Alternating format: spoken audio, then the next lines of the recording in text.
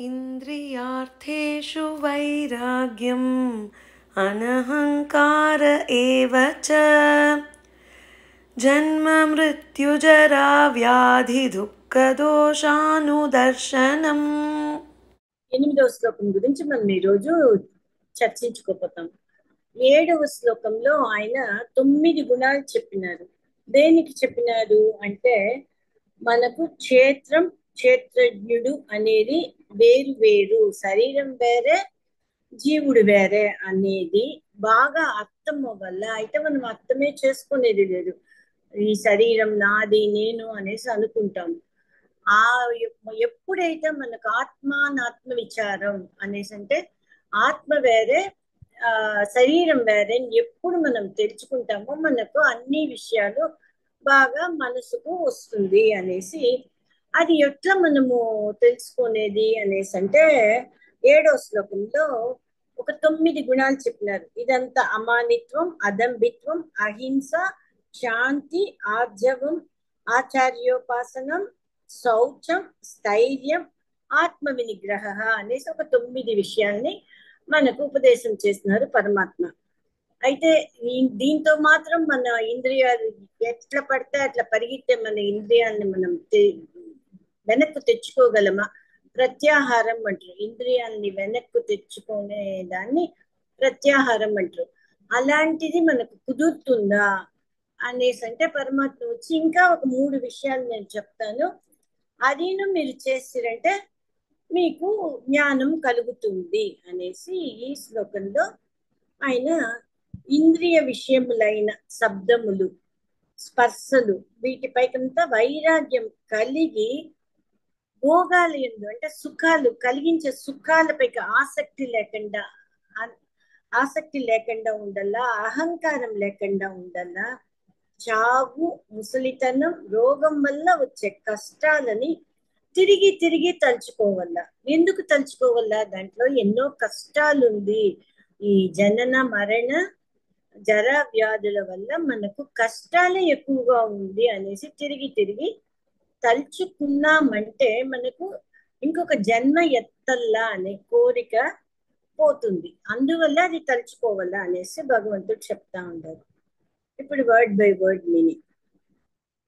ఇంద్రియార్థేషు first వర్డ్కి వచ్చి శబ్దాల వల్ల, స్పర్శాల వల్ల, ఇంద్రియ విషయాల వల్ల వైరాగ్యం విరక్తి కలిగి ఉండాల, అహంకారం లేకుండా ఉండాల, గర్వం లేకుండా ఉండాల, నేను గొప్పవాడు అనేసి వారిని వారే పొగుడుకునేది ఉండకూడదు అంటారు. జన్మ, పుట్టుక, మృత్యు, చావు, జర, ముసలితనం, వ్యాధి, రోగాల వల్ల దుఃఖ దోషాను దర్శనం. ఎందుకు దుఃఖ దోషాను దర్శనం అంటే వాటి వల్ల మనకేమేమి దుఃఖాలు కలుగుతుందో దాన్ని దర్శించుకోవల్ల, చూడల్ల. జన్మ వల్ల, మృత్యువు వల్ల, జరా వ్యాధుల వల్ల ఏమేమి కష్టాలు మనకు కలుగుతుందో దాని గురించి ఆలోచించల్లా అనేసి చెప్తారు. ఇంద్రియార్థ వైరాగ్యం అనేసి అంటే మనకి ఎన్నో మనం పరమాత్మ ఉపదేశిస్తానే ఉండారు. ఎన్నో అధ్యాయాల్లో ఆయన వైరాగ్యం చెప్తానే ఉండారు. ఏమిది అంటే ఇంద్రియాల వల్ల మనకు కలిగే సుఖాలు. ఏదైనా చూస్తే ఒక సుఖం ఉంటుంది, తాకితే ఒక సుఖం ఉంటుంది, ఎవరైనా మీట్ చేసినామంటే ఒక సుఖం ఉంటుంది. అది మారి విషయాలనంతా మనము నిగ్రహించుకోవాల. మన ఇంద్రియం ఏం చెప్తుంది? ఈ సుఖం బాగుంది, ఆ సుఖం బాగుంది, అక్కడ పో ఇక్కడ పోని అది పాటికది విచ్చలవిడిగా పరిగెత్తుతుంది. అట్లా పరిగెత్తే మనస్సుని వెనక్కు తెచ్చుకొనేసి ఆ కోరికల్ని నిగ్రహించుకోవాలి. రాగాన్ని, ఇప్పుడు బిడ్డలు అంటే వాళ్ళపై మనకు రాగం ఉంటుంది. ఆ రాగం ఉండకూడదు అని పరమాత్మ ఎప్పటికే చెప్పలేదు. ఉండే రాగాన్ని ఇంతదా, దానికి ఒక లిమిట్ ఉంది. ఆ లిమిట్ లోనే మనం ఉండల్లా. ఒకే సత్త వాళ్ళపై మమకారం, రాగం, కోరిక, ఇష్టము, ప్రేమ అదంతా ఒక అదుపులో పెట్టుకొని ఉండల్లా అనేసి ఇంద్రియార్థేష వైరాగ్యం అనేసి చెప్పినారు. సాధారణంగా మానవులకి ఏమనుకుంటారు? పరిపూర్ణమైన సుఖం, నాకు మొత్తం సుఖం నాకే కావాలా, నిత్యానందం కావాలా అనుకుంటారు. అయితే అది కరెక్ట్దా? పరిపూర్ణమైన ఆనందం కావాలా అనుకునేది కరెక్ట్దా? అయితే ఏం చేస్తారు జీవుడు, ఏం చేస్తాడు? కొంచెం సుఖం దొరికే కాటికి దాంతో కూడా దుఃఖం కూడా వస్తుంది. అయితే ఆ వచ్చే దుఃఖాన్ని గమనించడు, ఆ సుఖాన్ని మాత్రం గమనించుకొని ఆ వచ్చేది మనకు బాగుంది అనేసి అనుకుంటాడు. కానీ దాంతో మనకు ఆ సుఖం అనేది చిన్నదిగా ఉంటుంది, దుఃఖం అనేది పెద్దదిగా ఉంటుంది. అది గమనించుకోడు. ఎందువల్ల గమనించుకోడు? అజ్ఞానం వల్ల గమనించుకోడు. ఆ సుఖం ఎట్లాంటిది? క్షణికం, ఒక్క నిమిషంలో వచ్చి ఒక నిమిషంలో పోతుంది. కాబట్టి ఆ క్షణికమైన సుఖాల కోసం తన జీవితాన్ని ఉపయోగించుకోకూడదు. మళ్ళా కొంచెం తినాలని, కొంచెం తర్వాత ఏమవుతుంది? ఇంద్రియాల వల్ల సుఖం దుఃఖం కలిసి వస్తుంది ఒక టైంలో. మళ్ళా అది ఉత్త దుఃఖాన్ని మాత్రమే తెచ్చిపెడుతుంది. అయితే వాడు అది గమనించుకోడు. కాబట్టి పరిపూర్ణమైన ఆనందాన్ని కోసం ఇంద్రియార్థ వైరాగ్యాన్ని అలవర్చుకోవాల. ఇంద్రియాల ద్వారా వచ్చే సుఖం పరిపూర్ణమైన సుఖం కాదు అనేది గమనించుకోవాల. వస్తువులపైక రాగాన్ని తగ్గించుకోవాల. దీన్ని ఏదైనా మనకు దొరకకపోతే అయ్యో ఇది దొరకలేదని దానిపైక ద్వేషము కోపము మనము తెప్పించుకోకూడదు. మళ్ళా జన్మ మృత్యు జరా వ్యాధి దుఃఖ దోష దర్శనం అనేసి చెప్తా ఉండరు. ఏమి ఇది, మనకేమి కష్టం, ఏమి కష్టాలు ఉంది జన్మ వల్ల, సంతోషంగానే ఉండాము అనేసి అనుకుంటాము. కానీ ఒక శిశువు గర్భంలో ఉండేటప్పుడు ఎన్నో కష్టాలు పడుతుంది. ఒక జీవుడు ఒక యోనిలో నుంచి మాత్రం పుట్టేలేదు, ఎన్నో యోనులలో నుంచి జన్మ కలుగుతుంది. అప్పుడంతా ఆ గర్భంలో ఉండేంత వరకు ఆ బిడ్డకి ఎంతనో కష్టాలు ఉంటుంది.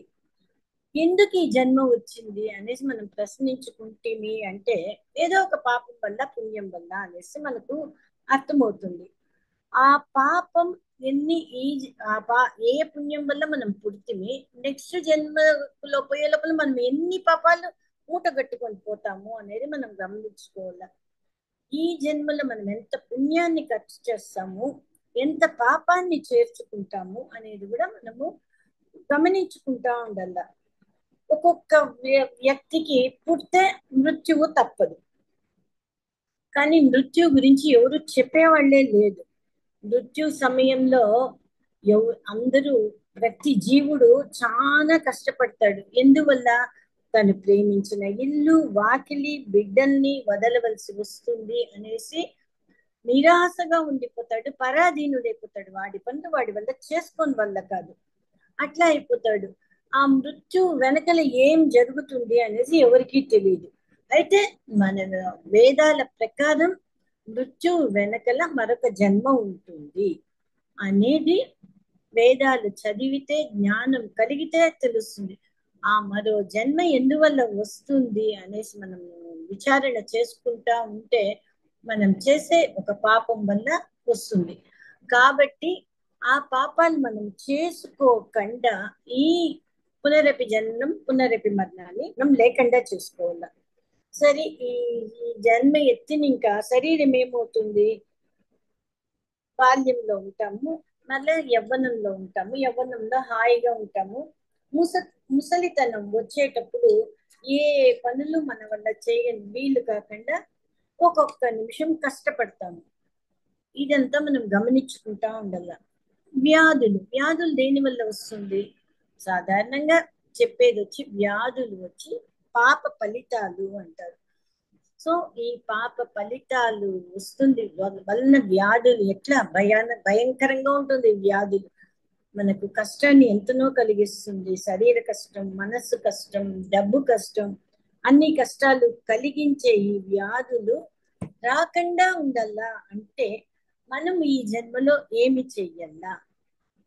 ఇప్పుడు పేడ పురుగుకు కష్టాలు ఉంది అంటే, పేడ పురుగు అంటే ఆవులు మిగతా జీవులకు కూడా కష్టాలు ఉంది. అయితే వాళ్ళకి ఆ కష్టాలని పోగొట్టుకునే దానికి పుణ్యాలు చెయ్యాలా పాపాలు చేయకూడదు అనే విచక్షణ జ్ఞానం లేదు. కానీ మనిషికి ఆ జ్ఞానం ఉంది. మనిషి వల్లనే వీలవుతుంది తన జన్మను, ఈ జన్మతోనే తన జన్మను ముగించుకునే శక్తి మానవుడికి భగవంతుడు ఇచ్చిండారు. అప్పుడు మానవుడు ఏం చేయాలా? పరమాత్మ యొక్క ఉపదేశాన్ని విని చేసే పనులు తపస్సు మారి చెయ్యాల. అంటే కర్మలంతా పరమాత్మకే వదిలేయల్ల. మనం కర్మ ఫలితాలపైగా ఆశించకూడదు. మనం చేయాల్సిన పనులు చేస్తా కర్మ ఫలితాలపైగా కర్తృత్వ భావన లేకుండా ఉండల్లా. ఇది చెప్తానే ఉండారు పరమాత్మ, మనము వింటానే ఉండాము, మనం ఆచరణలో పెట్టేదానికి ప్రయత్నం చేస్తా ఉండాల. సరే, ఇన్ని వ్యాధులు, జరా మరణ వ్యాధులు ఇదంతా ఉంది అంటే పతాంజలి మహర్షి ఒక సంపూర్ణమైన మానవ జీవితంలో ఏమేమి ఉంటుంది అనేసి ఒక శ్లోకం ద్వారా చెప్తారు. పరిణామ తాప సంస్కారై గుణవృత్తి విరోధాశ్చ సర్వం దుఃఖం వివేకినః అనేసి చెప్పినారు. ఏ సుఖం కొరకు ప్రయత్నం చేసినా మనం ముందే అనుకున్నట్లుగా అది వచ్చి సుఖాన్ని తెచ్చిపెట్టేటట్లుగా ఉంటుంది, కానీ క్రమక్రమంగా మనకు దుఃఖాన్ని మాత్రమే ఇస్తుంది. చివరగా దుఃఖంగా ఉంటుంది, సుఖం ఉండదు. ఒక ఉదాహరణకు బాగా తీపిగా ఉండే పాయసం ఎక్కువగా తింటే ఏమవుతుంది? ఎంతనో సుఖం ఉండేటట్టు ఉంటుంది, కానీ ఎక్కువగా తింటే ఏమవుతుంది? అది కడుపులో చేసే విషయాలు మన వల్ల చెప్పనే వల్ల కాదు. అన్ని కష్టాల్ని, కడుపు నొప్పిలో నుంచి అన్ని కష్టాల్ని మనకి ఇస్తుంది. కాబట్టి సుఖం కోసరం ప్రయత్నం చేసే విషయాలు కూడా దుఃఖానికి దారి తీస్తుంది అనే విషయాన్ని గమనించుకోవాలి. క్షణిక సుఖం కలిగినప్పుడు ఏమవుతుంది? అయ్యో, ఈ సుఖం ఇంటి లోపలనే పొడుస్తుందా, ఇంటి లోపలనే పొడిస్తే పోయేస్తుంది కదా అనేసి అప్పుడు ఆ సుఖాన్ని అనుభవించుడు. అయ్యో ఇది పొడుస్తుంది, అయ్యో ఇది తీరిపోతుంది అనే కష్టంలోనే ఉంటాడు. దీన్ని తాప సుఖం అనేసి అంటారు. ఎట్లా అంటే మన ఇంట్లో కరెంట్ పోతే పక్కన ఇంట్లో వాళ్ళని కరెంట్ పోయిందా అని చూసేది. నేను సుఖపడతా ఉండాను, పక్కన ఇంట్లో వాడు ఇంకా నాకన్నా సుఖపడతా ఉండాడా అనేసి మనం పడే సుఖాన్ని, కొంచెం సుఖం మనకు దొరికితే కూడా దాన్ని అనుభవించకుండా ఆ పక్కన ఇంట్లో వాడు ఎక్కువ సుఖపడతా ఉండాడే అనేసి బాధపడతా ఉంటారు. దీన్ని తాప సుఖం అంటారు. సంస్కార సంస్కార దుఃఖం అనేసి అంటే ఏమి అంటే పరిణామ తాప సంస్కారై అనేసి ఆయన శ్లోకంలో చెప్పిండారు. ఎవరు? పతాంజలి మహర్షి గారు. ఈ సంస్కార సుఖం అంటే ఏమిటంటే ఏ వ్యక్తికి ఏ విషయం సంతోషాన్ని ఇస్తుంది అని చెప్పేదానికి లేదు, ఈ వస్తువుని దుఃఖాన్నిదా ఇస్తుంది అని చెప్పేదానికి కూడా లేకుండా పోతుంది. ఒకరికి కాఫీ అలవాటు అయిపోయింది అనుకోండి, వేసిగానే కాఫీ తాగేవాడికి టీ ఇచ్చినామంటే వాడికి ఆ రోజంతా పాడైపోయినట్టు ఫీల్ అవుతాడు. అదే మరి కాఫీ కూడా చేదుదనే వేపాకు కషాయం ఇస్తే ఏమి ఇచ్చినారంటే వాడు ఒప్పుకోడు. పోని అమృతాన్ని ఇచ్చినాడు అంటే కూడా ఒప్పుకోడు. వాడికి కాఫీ తాగే అలవాటు ఉండేవాడికి కాఫీదా తాగల, టీ తాగేవాడికి టీదా తాగల. ఆయా టైంలో ఏమి వాడికి అలవాటు, సంస్కారం అంటారు, ఏమి అలవాటో అదిదా వాడికి కావాల. దీన్ని సంస్కారై గుణవృత్తి అనేసి అంటారు. విరోధాచ అంటే గుణములు. ఎన్ని గుణాలు ఉంది? సత్వ రజో తమో గుణాలు, 3 గుణాలు ఉంది. ఒకడు సత్వంగానే ఉంటాడు, బాగా నెమ్మదిగా నార్మల్ గానే ఉంటాడు. ఎదుటి వాడు ఏదైనా ఒక విషయం, వాడి గురించి లేని విషయము, ఉండే విషయము తప్పుగా చెప్పేసినాడు అనుకో, అప్పుడు ఏమవుతుంది? సత్వగుణం పోయి రజోగుణానికి పోలుస్తారు. అట్లా పోకూడదు, ఒకే మాదిరిగా ఉండేదానికి అలవాటు చేసుకోవాల. సో గుణవృత్తి విరోధాచ, ఈ గుణాలని సమపాళ్లలో పెట్టుకునేదానికి ప్రయత్నం చెయ్యాలా అనేసి చెప్తారు. సరే, ఈ జన్మ మృత్యు జరా వ్యాధి దుఃఖ దోష దర్శనం చేసుకోండి అంటారు కదా, అది ఎవరి వల్ల వీలవుతుంది అంటే వివేకుల వల్ల వీలవుతుంది. వివేకులు అంటే జ్ఞానం ఉండేవాళ్ళు. జ్ఞానం ఉండే వాళ్ళకి ఎట్లా అదంతా దోషాలంతా దర్శించుకోగలుగుతారు అంటే, కంటిలో ఒక పోగు పడితే దాన్ని అప్పుడే బయట తోసేయాల అని అనుకుంటాం. అది మాదిరి వాళ్ళు దేని వల్లనైనా సుఖం లేక కష్టం వస్తా ఉంది అంటే వాళ్ళు దాన్ని తోసేయగలుగుతారు. అదే అజ్ఞానిగా ఉంటే వాడు ఏం చేస్తాడు, అవివేకిగా ఉండేవాడు ఏం చేస్తాడు, చర్మం పైకి ఒక పోగు పడితే అది పట్టికది ఉన్ని దాన్ని మనం తొయ్యాలని కూడా అనుకోము, కొంచెంసేపటికైనా అనుకోము. అది మాదిరి వివేకిగా ఉండల్ల. కంటిలో ఉండే పోగు పడితే ఎట్లా విలవల్లాడిపోయి దాన్ని తొయ్యల్లా అని అనుకుంటామో అట్లా మనము ఈ కష్టాలని తెచ్చిపెట్టే సుఖాలని చూసుకుంటూ పోవల్లా అనేసి పరమాత్మ చెప్తా ఉండదు. పరమాత్మ భగవద్గీతలో చెప్పేదే కాకుండా ఆ భాగవతంలో కూడా ఇదే విషయంగా 100% ఇదే విషయంగా చెప్తా ఉండదు. ఎవరికి చెప్పినారు అంటే స్వయంభూమను స్వయంభూమను యొక్క కొడుకు ప్రియవ్రతుడు. ప్రియవ్రతుడి కొడుకు నాభి ఆయన భార్య మేరుదేవి. వాళ్ళ కొడుకు వాళ్ళు పరమాత్మని వేడుకుంటారు, నువ్వే మాకు పుత్రుడుగా రావాలంటే ఆయన అంశంతో పుట్టిన ఋషభుడు ఆయనకు పుత్రుడుగా వస్తారు. ఈ ఋషభుడు కొడుకుదా భరతుడు, ఆయన పేరులో మనకు భరతవర్షం అనేసి వస్తుంది. సరే ఈ ఋషభుడు ఏం చెప్పినారు అనేసి అంటే భాగవతంలో చెప్తారు, మహస్సేవాం ద్వార ముహుర్వి ముక్తేహే మోద్వారం యోషితాం సంగి సంగం. అంటే ఏమి దీని యొక్క అర్థం అంటే మహాత్ముల యొక్క సేవ మోక్షానికి దారి తీస్తుంది. అదే యువతులతో చేరినామంటే యోషితాం సంగి సంగం, సంగి సంగం అంటే యువతులు, అది తమో ద్వారాన్ని తెరిచిపెడుతుంది. కాబట్టి ఏం చెయ్యాలా, ఈ జర మరణ విషయాన్ని గురించి ఇన్ని దోషాన్ని దర్శనం చేసుకున్న వాడు ఏమి చెయ్యాలా అంటే మహాత్ముల యొక్క సేవ చెయ్యాల.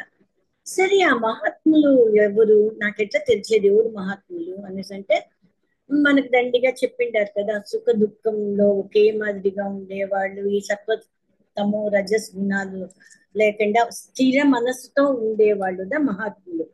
వాళ్ళు ఇంకా ఎవరు అంటే ఈశ్వరుడు యందు ప్రేమ కలిగిన వాళ్ళు, భక్తి కలిగిన వాళ్ళు.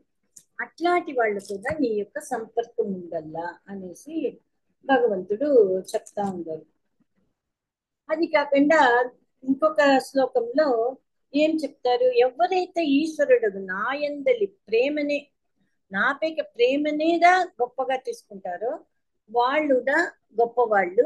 అట్లాంటి వాళ్ళకి ఏమవుతుంది, ఇల్లు వాకిలి ఆసక్తి, దాని గురించి ఆసక్తి లేకుండా వాళ్ళు ఉంటారు. మళ్ళీ 5వ శ్లోకం, మా ఎప్పుడు వాడు ఆత్మ విచారం చేసుకోగలుగుతాడో వాడు ఈ మనసులో జరిగే క్రియలనంతా వాడు పోనిచ్చుకొనేస్తాడు, దానిపైక వాడికి ఆసక్తి ఉండదు. మళ్ళీ మత్కర్మభిర్ మత్కతయా చ నిత్యం మద్దేవ సంగాత్ గుణకీర్తనాన్మే నిర్వైర సామ్యోపశమేన పుత్ర జిహాసయ దేహగే ఆత్మబుద్ధేహే. ఏమంటా ఉండరు, మత్కర్మభిర్ నా కొరకే పనులు చెయ్యి, ఏ పని చేసినా నా కొరకుదా చేస్తాను అని చెయ్యి. గురువులపైక గౌరవం ఉండల్లా, భక్తి ఉండల్లా. తృష్ణని విడినాడల్లా, తృష్ణ అంటే కోరిక, అతృష్ణగా ఉండల్లా. అన్ని మనకు కలిగించే సుఖాలని కలిగించేదంతా దుఃఖాలే అనేది తెలుసుకోవల్లా. మహాత్ములతోటే మనము చేరల్లా. దేవుడి యొక్క విషయాన్ని వినల్లా, వేరే విషయాన్ని వినకూడదు. ఇంద్రియాలకు ధారణ శక్తి కలిగి ధ్యానము చేస్తా మహాత్ములు చెప్పే విషయాన్ని శ్రద్ధగా వినల్లా, వాక్కుని నియంత్రించాల. మొదట్లో చెప్తారు నోరుని సరిగ్గా ఉపయోగించుకోవాల. మంచి మాటలు మాట్లాడేదానికి, కీర్తనలు పాడేదానికి, మంచి పదార్థాలను తినేదానికి ఈ రెండిటికి నోరుని వాడుకోవాల. అనవసరమైన మాటలు, అక్కర్లేని తిండి తినేదానికి ఈ నోరుని మనము వాడకూడదు, వాక్కును నియంత్రించల్లా అనేసి ఆత్మస్వరూపాన్ని తెలుసుకొని అహంకారాన్ని విడిచి ఈ పరమాత్మ తత్వాన్ని గ్రహించుకోవాలా అనేసి ఈ శ్లోకంలో చెప్పిన విషయాలే భాగవతంలో 5వ అధ్యాయంలో 5వ స్కందంలో వృషభదేవుడు తన బిడ్డలకు చెప్పినారు. ఆయనకు 100 మంది పుత్రులు, వాళ్లకు ఉపదేశం చేసినారు. మనం ఇదంతా గ్రహించుకొని ఆయన చెప్పే మార్గాన్ని మనము పట్టుకుందాం. ఆసక్తిరనభిష్వంగః పుత్రదారగృహాదిషు నిత్యం చ సమచిత్తత్వం ఇష్టానిష్టోపపత్తిషు.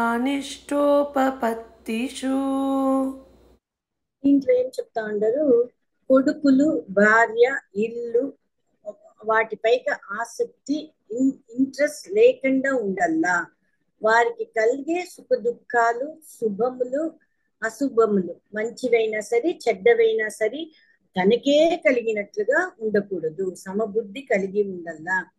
ఇష్టమైన వస్తువులు దొరికినా ఇష్టం లేని వస్తువులు దొరికినా మనోవికారాలకు లోనవ్వకుండా సమబుద్ధి కలిగి ఉండల్లా అనేసి ఈ శ్లోకానికి తాత్పర్యం. వర్డ్ బై వర్డ్ మీనింగ్ వచ్చి అసక్తి అంటే ఆసక్తి లేకుండా ఉండుట. అనభిష్వంగ అనేసి అంటే దేనిపైక సుఖ దుఃఖాలు తనకే కలిగినట్లుగా అనుకోకూడదు. ఎవరికైనా ఎదుటివాడికి కలిగిన సుఖాలు దుఃఖాలు తనకే కలిగినట్లుగా ఉండకూడదు. పుత్ర దార గృహాదిషు, పుత్ర అంటే కొడుకులు, దార అంటే భార్య, గృహము అంటే ఇల్లు, వీటిపైక దేనిపైక ఆసక్తి లేకుండా ఉండల్లా. నిత్యంచ ఎల్లప్పుడూ, ఆల్వేస్. సమచిత్తత్వం ఒకే మరి సమబుద్ధి కలిగి ఉండల్లా. ఇష్టోనిష్టోపత్తిషు ఇష్టములు కలిగినప్పుడు కూడా ఒకే మాదిరి బుద్ధి కలిగి ఉండల్లా. ఎవరిపైక ఆసక్తి ఎక్కువగా ఉండకూడదు. కొడుకులైనా సరే, భార్య అయినా సరే, ఇల్లు అయినా సరే, దేనిపైక ఆశలు ఎక్కువగా ఉండకూడదు. వాళ్ళకు కలిగిన సుఖ దుఃఖము తనకే కలిగినట్లు అనుకోకూడదు. ఏమైనా మంచిది చెడ్డది జరిగినా దానికి పొంగిపోకూడదు, కృంగిపోకూడదు అనేసి సమబుద్ధి కలిగి ఉండల్లా.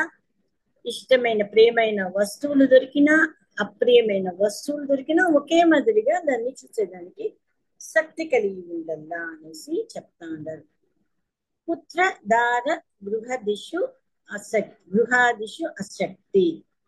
సంబంధం దేని గురించి? శక్తి అంటే ప్రీతి, ఆసక్తి అంటే అప్రీతి. ప్రీతి లేకుండా, ఇష్టం లేకుండా, కోరిక లేకుండా ఉండల్లా. ఈ ఇష్టం భార్యపైక, పిల్లలపైక, ఇల్లు వస్తువులపైక ఉంటుంది. అయితే దాన్ని ఎక్కువగా పెట్టుకోకూడదు. సాధారణంగా ఒక జీవుడు వచ్చి ఒక ముడి అంటారు, మిథున అంటారు సంస్కృతంలో. ఒక జీవుడు ఇంకొక జీవుడు కలిసి ఇంకొక ముడి అయిపోతుంది, పెద్ద ముడి అయిపోతుంది. ఆ పెద్ద ముడి ఏం చేస్తుంది, ఇంకా చిన్న ముడిని సృష్టిస్తుంది. అట్లే అది ఒక ముడి పెద్ద ముడి అయి పెద్ద ముడి ఇంకా ముడుల్ని తయారు చేసే మాదిరి తయారు చేసిన తర్వాత వాళ్ళపైక అమితమైన ప్రేమ రాగము అని ఉండకూడదు. వాళ్ళకి ఏదైనా మనకు కూడా సాధారణంగా మన బిడ్డకి ఏదైనా కష్టం వస్తే మనకే కష్టం కలుగుతుంది, అది మానవ సహజం. కానీ ఆ విషయాన్ని తగ్గించుకోవాలా. వాళ్ళకి ఏమైనా కష్టం వస్తే కూడా మనము కష్టపడకూడదు. ఏమవుతుంది, ప్రీతి పెరిగా ఇది నా వాళ్ళు, నాది అనే బంధానికి మనం వచ్చేస్తాం. కాబట్టి ఆ ప్రీతిని పెరగనించకుండా తామరాకుపైకి నీటి బొట్టు అంటారు కదా, అది అంటున్నట్లు తన పని తను చేస్తూ ఉండల్లా. అయితే వాళ్ళతోటి ఎక్కువగా బంధనతో చిక్కుకొని పోకూడదు అనేసి చెప్తా ఉండదు. ఇప్పుడు మనం సాధారణంగా ఒక గీత పడింది, ఎక్కడైనా ఒక గాయం తగిలింది అంటే మనకే తగిలినట్టు అనుకుంటాం. ఒక కారుకి చెప్పండి ఒక గీత పడిందంటే అయ్యో ఎంత కష్టపడిపోతాము. అది సహజంగా. అయితే దాన్ని ఆ తీవ్రతంగా మన వల్ల తగ్గించుకుని వాళ్ళం తీవ్రతను తగ్గించుకుంటా ఉంటిమంటే మళ్ళీ బాధపడేందుకే మర్చిపోతాం. కాబట్టి నాది నేను అని అనుకోకుండా అభిష్వంగ అంటే దేనిపైక వాళ్ళకి కలిగే సుఖాన్ని దుఃఖాన్ని మనదిగా మనం అనుకోకూడదు. ఇప్పుడు సాధారణంగా ఎటువంటి అప్పుడు మనం అది మరి ఇంకొకరికి కలిగేది మనకు కలిగినట్లు అనుకుంటాము. బిడ్డలు బాగా చదివి మార్కులు తెస్తే, బిడ్డలకు ఉద్యోగాలు దొరికితే, భార్యకి ఎక్కడైనా గౌరవం దొరికింది అంటే, ఇల్లుకు రంగులు వేస్తే, ఏదైనా వస్తే అంతా మనం సంతోషపడిపోతాం. మనకే ఏమో జరిగినట్టు సంతోషపడతాం. అయితే దీంట్లో ఏదైనా ఒకటి మార్పుగా జరిగింది అంటే కృంగిపోతాం. సో ఆ భావాన్నంతా విడిచిపెట్టి ఆసక్తిగా అనభిష్వంగగా ఉండల్లా అనేసి చెప్తా ఉండరు. నిత్యంచ సమచిత్తత్వం ఇష్టానిష్టోపపత్తిషు. ఏమిది? జరిగే అన్ని విషయాల్లో అంతా మనం చెప్తాం కదా, మనకి ఇష్టమైన వస్తువులు దొరికేటప్పుడు పొంగిపోకూడదు, అనిష్టమైన వస్తువులు దొరికేటప్పుడు దుఃఖాన్ని తెచ్చుకోకూడదు. ఇదేదా చుట్టూ ఉండే వాళ్లకు, మన భార్య బిడ్డలకు ఎవరికైనా జరిగితే కూడా మనము పొంగకూడదు, కృంగకూడదు, సమచిత్తంగా ఉండాల. అది చెప్పేది చాలా సులభం. కానీ ఇట్లా విని విని విని ఉపదేశాన్ని విని విని విని మనలో కొంచెమైనా మార్పు వస్తుంది. ఒక రాయి, పెద్ద రాయి కదలనే కదలదు, అయితే గాలి వీస్తా ఉంటే దాన్ని మెల్లగా కదలనిచ్చింది, మళ్ళవుతుంది. అది మాదిరిగా కొంచెం మంది చెప్తారు కదా, మనసు కళ్ళు అనేసి అంటారు. అయితే ఆ కళ్ళు కూడా కరిగేదానికి ఛాన్సెస్ ఉంది. అదిదా పరమాత్మ మన దగ్గర ప్రయత్నం చేస్తా ఉండరు. ఆ ప్రయత్నం చేసేటప్పుడు ఆయన ఏం చెప్తారు? ఈ మనసు నిశ్చలంగా ఉండాల. అప్పుడు దాన్ని నేను చెప్పే ఉపదేశాలు ఎక్కుతుంది. కదిలే నీటిలో ముఖ ప్రతిబింబం స్పష్టంగా కనబడుతుందా? మూతిని మనం కదిలే నీళ్ళలో చూసిమంటే మన మూతి మనకు కనబడుతుందా? కనబడదు. అదే మాదిరిగా చంచలమైన మనస్సు ఒక స్థిరంగా ఒక జాగాలో లేకపోతే పరమాత్మ చెప్పే ఉపదేశాలు ఎక్కదు. మనస్సు అనే అద్దంలో జ్ఞానం అనే ప్రతిబింబం కనిపించదు. ఈ కదలికలను ఆపితేనే ఉపదేశాలకు ఫలితం ఉంటుంది. సో ఈ కదలికలను ఆపాలంటే ఏం చేయాలా? సుఖ దుఃఖాల్లో సమమైన చిత్తం కలిగి ఉండాలా, ఇష్టానిష్టాల్లో సమమైన చిత్తం కలిగి ఉండాలా అనేసి పరమాత్మ చెప్తారు. సరే, ఏమి ఇదంతా చెప్తారు? ఇదా ఎన్ని రకాలుగా చెప్తారు? ఇదంతా వీలయ్యే విషయమా? పుత్రధార గృహాదిశుల్లో ఆసక్తిగా ఉండేది అదంతా జరిగే పనియా అనేసి అంటే దానికి ఒక కథ చెప్పేస్తారు ఆయన. జరత్కారుడు అనేసి ఆయన ఒక మహర్షి యొక్క కథ. ఆయన చాలా పెద్ద మహర్షి. ఆయనకు రకరకాల తపస్సులు చేసేదే ఒక అలవాటుగా ఉంటుంది. ఒక్కొక్కరి దగ్గర పోయి ఉపదేశాలు వినేది, కొత్త కొత్త తపస్సుల గురించి తెలుసుకునేది, ఆ తపస్సులు తెలుసుకొని కొత్త కొత్త రకరకాల సిద్ధులు ఆయన పొంది ఉంటారు. ఎన్ని తపస్సులు చేసినారో, ఎన్ని సిద్ధులు ఆయనకు కలిగిందో ఆయనకే తెలీదు. అంత సిద్ధులు కలిగిన పెద్ద మహర్షి. ఒకరోజు ఆయన అట్లా నడిచిపోతా ఉంటే కొందరు వేర్లను పట్టుకొని వేలాడుతూ ఉంటారంట. ఇంకొక ఆ వేర్లను వచ్చి ఒక పంది కుక్క కొరుకుతా ఉంటుందంట.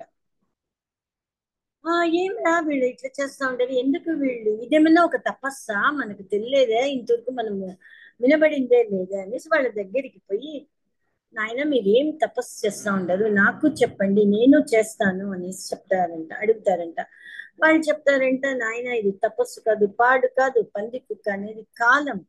ఈ వేర్లు వచ్చి మా వంశం, ఆ వంశాన్ని పట్టుకొని మేము వేలాడుతా ఉండము, మేము పితృదేవతలము, మా వంశంలో వారందరూ మాలో చేరిపోయినారు, ఒక్కరు కూడా లేదు, భూమి మీద ఒక్కరు కూడా లేదు, అందరినీ మింగేసింది, మాకు నీళ్లు ఇవ్వడానికి భూమి మీద ఎవరు లేదు, తలిచేవారు కూడా లేదు, పితృదినాల్లో నీరు అందించేదానికి మా వంశంలో ఒకడే ఒకడు ఉండాడు, వాడు దేశ దిమ్మరిగా ఒంటరి వాడుగా తిరుగుతా ఉండాడు, పెండ్లిళ్ళు చేసుకోకుండా తిరుగుతా ఉండాడు, వాడు పెండ్లి చేసుకుని బిడ్డల్ని కంటే గాని మాకు ఈ ఈ యొక్క విషయం నుంచి విముక్తి దొరకదు అనేసి అంటే, ఎవరండి వారు అనేసి అడుగుతాడంట జరత్కారుడు. వాళ్ళు అంటారంట, జరత్కారుడు అనేవాడుదా అనేసి చెప్తారంట. అయ్యో, నేనేదానా జరత్కారుడు, పాపం నా వల్లదా వీళ్ళు ఇంత కష్టపడతా ఉండారా అనేసి ఆవిడికి అర్థమైపోయిందంట. వీళ్ళు వంశాన్ని వృద్ధి చేయమని చెప్తా ఉండారు అని అర్థమైపోయి ఆయన వాళ్ళకు ఒక నమస్కారం చేసేసి, అయ్యా నాకు తపస్సు మీద తప్పితే నాకు వేరే దేని మీద వ్యామోహం లేదు, ఆశ లేదు, ఆసక్తి లేదు, నేనేం చేసేది, నాకు ఒక సంసారం అనేది ఏర్పడితే డబ్బు కావాలా, ఒక డబ్బు ఉంటే గాని ఎవరు అమ్మాయిని ఇవ్వరు, నేను కోట్ల కొద్ది కట్నాలు ఉన్న వాడికిదా అమ్మాయిని ఇస్తారు, లేని వాడికి ఎవ్వరు ఇయ్యరు, కాబట్టి నేను ఎట్లా చేసేది, నాకేమీ అర్థం కాలేదే అనేసి యోచన చేస్తా ఉంటాడంట. యోచన చేస్తా ఉంటే అదే జాగాలో జరత్కారువు, నా భార్య పేరు జరత్కారువుగా ఉండల్లా అనే ఒక నియమం కూడా పెట్టుకొని ఉండాడంట.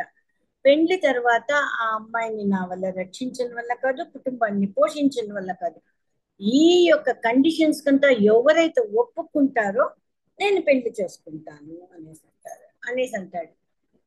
అప్పుడు అక్కడ ఒక విషయం జరుగుతూ ఉంటుంది. కద్రు వచ్చి తన మాటలు వినని తన పిల్లల్ని, కద్రుకు సర్పాల బిడ్డలు, మాట వినని సర్పాలకు ఏం శాపం పెట్టింది? జనమేజయుడు చేసే సర్పయాగంపై పడిపోవల్ల అనేసి పెట్టింది.